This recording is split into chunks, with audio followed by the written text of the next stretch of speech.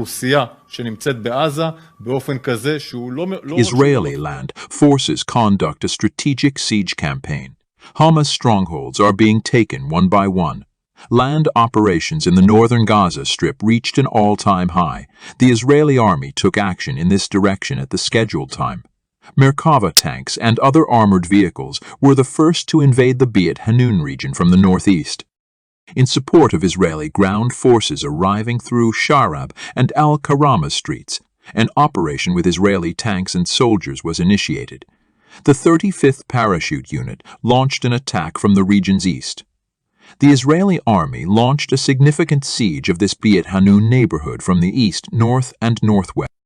As a result, the soldiers in the region's east advanced around 3 kilometers. Israeli ground forces have advanced around 2 kilometers in the region's northern and northwest directions. Furthermore, they destroyed numerous Hamas militants and their locations encountered during this advance. Israeli soldiers went deeper into the neighborhood as part of the operation, revealing tunnels and terrorist positions. In reality, the Israeli army on Al-Karama Street discovered another Hamas tunnel near Al-Naim Street. A battle occurred with Hamas militants, who were seen emerging from this point. With their weaponry, Israeli troops promptly neutralized these attackers. Israeli soldiers threw bombs at the tunnel infrastructure when the point leading to it became unprotected. As a result, the tunnel entrances in this section of the region were inoperable. The region was then reinforced with more Israeli forces. Additional soldiers arrived from the east, while units like the 84th Ghza Brigade arrived from the northwest. As a result, it was stated that the Beit Hanun region had been besieged and taken control of. Israel appeared to have initiated an operation from the shore at the same time. In just a few weeks, Israeli elite soldiers had advanced roughly 450 meters from the Esyafa neighborhood via Al-Rashid Saint. This is the way to go. With several tanks, Israeli special forces advanced to the southwest of the Atatra region, and then further south and into the interior. As a result, while advancing in the Jabalia region, Israeli special forces discovered a Hamas stronghold. He immediately initiated a land operation in the region. Israel used armored vehicles and men to storm the castle, known as Hamas's 17th outpost, in the region's west. Troops advanced from Salah Khalaf Saint with tanks and raided this Hamas stronghold. Terrorists in the area were involved in a 10-hour struggle. The Israeli special forces then neutralized the terrorists who were guarding the Hamas castle and entered it. This fortress was taken, and significant Hamas documents were confiscated. Documents detailing numerous Hamas assault plans and maps were taken, leaving only what was required for the ground execution of this information. The remainder was communicated to the airmen and commanders. As a result, further procedures will be carried out in accordance with the acquired data. Tensions also flared in Gaza City, which is located west of the Jabalia district. The Israeli army conducted a reconnaissance mission in the area. This operation included listening in on terrorists' radio talks and photographing the area with drones.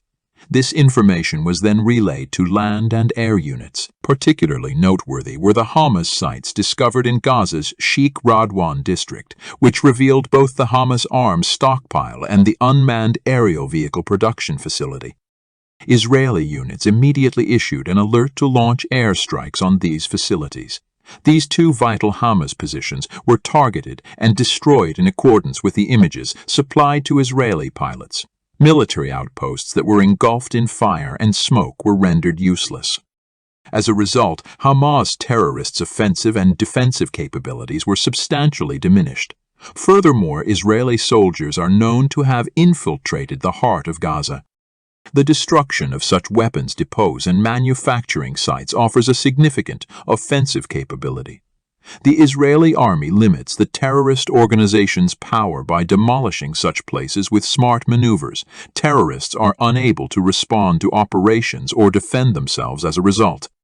Clashes between Israeli ground forces continue, particularly in northern and central Gaza.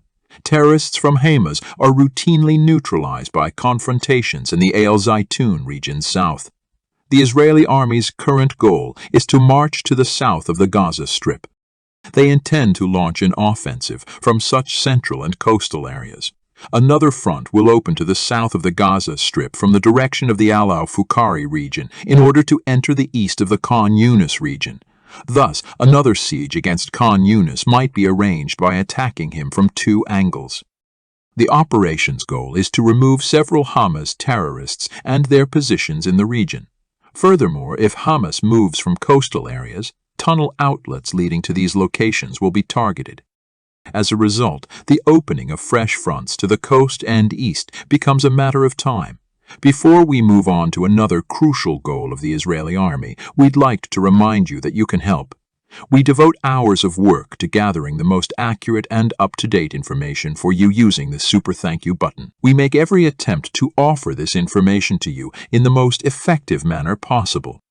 In exchange for our efforts, you can also give to us. I'd like to remind you that your encouragement is a vital source of motivation for us. Returning to our original issue, one of the primary objectives of Israeli soldiers is to provide a strong defense. It also keeps this defense robust in the north. Israeli forces moved back into southern Lebanon. First and foremost, intelligence reports and photographs gathered by drone operators revealed Hezbollah deployments in the territories. The Israeli artillery then launched an operation from the slopes of Devi Mountain. Israeli artillery shelled Farchuba and Halta. The terrorist organization Hezbollah's headquarters in both regions were targeted as part of this attack. These sites, which were targeted precisely, were consumed in flames and rendered useless. This circumstance demonstrates that Hezbollah terrorists in the regions have been neutralized, as terrorists typically plot attacks or have meetings at these locations. As a result, potential ideas are thwarted before they ever begin. Furthermore, Israel, particularly in recent days, has begun to utilize Merkava tanks in this approach. This time, the Israeli army conducted a ground attack with Merkava tanks and began fire, striking a building in the Hula region where Hezbollah militants were hiding. High flames grabbed attention as a result of this point being extensively damaged. A fire completely destroyed the Hezbollah building in the area. This demonstrates that Israeli units brought a large amount of military equipment into battle in both directions. Following that, Israeli artillery struck Hezbollah militants' attack positions. In this context, a missile launch site was spotted in the Al-Ma'ash-Shab region southeast. Artillery was also used to target the Hezbollah militants' positions. A precise stroke clearly destroyed the attack area. As a result, potential attacks from this direction were thwarted before they could commence. Israeli airplanes bombed previously identified Hezbollah military assets in southern Lebanon. In this regard, 35 warplanes delivered devastating hits to Hezbollah terrorist organization sites discovered in the Nakura and Kwarchuba districts. As a result, Hezbollah militants' attack and defense locations in numerous regions were severely destroyed. When the fight becomes more intense, the Israeli army is anticipated to respond with more strategic moves against the terrorist organizations Hamas and Hezbollah. Terrorist positions will be destroyed at multiple sites, and their forces will be depleted. Terrorist organizations will find it extremely difficult to even undertake an assault as a result of this. As the level of stress rises, so will the number of attacks.